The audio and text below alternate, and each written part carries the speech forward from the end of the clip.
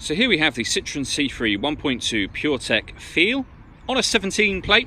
I'm going to start off by showing you around the outside of the car, and then we'll hop in and run through some controls on the inside. From the outside you can see that it's a 5-door car with alloy wheels. Let's start off inside the boot and then work our way around the rest of the car from there. You'll see we have a 60/40 split folding rear seat and plenty of boot space as well. Okay, so we're just going to work our way back round to the front of the car now, and then we'll hop in and run through some controls on the inside.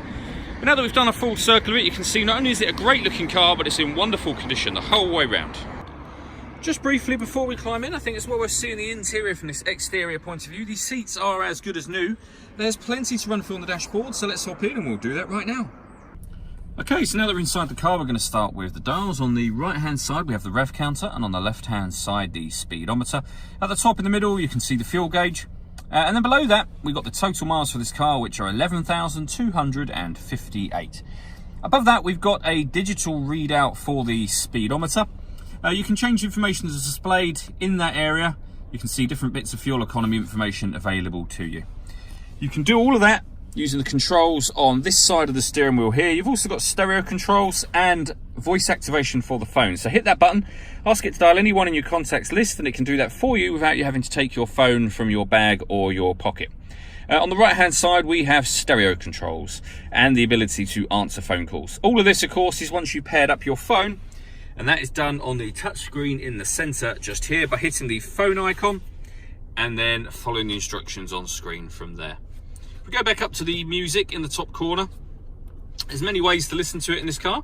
We've got the radio, which comprises of DAB, FM and AM. We've got USB and iPod input, and you can stream music wirelessly via Bluetooth audio as well once you pair up a phone. Underneath that we have a symbol that shows satellite navigation. You'll see if we hit that, it indicates that you need to have a compatible smartphone with USB in order to use the navigation. It's kind of what's known as mirror link. You can basically get the information from your phone to appear on your screen. We've also got the climate control available to us on here, so we can increase or decrease the temperature. We can turn the fan speed up or down from here. Hit this button to turn the air conditioning on, or of course off again. Turn the fan speed down, and it's as easy as that. You can determine where within the car you'd like the air to blow. Once you set a temperature, you can just hit auto, and the car will maintain that temperature for you by taking full control of the fan speed itself. You can turn that off at any time you wish to.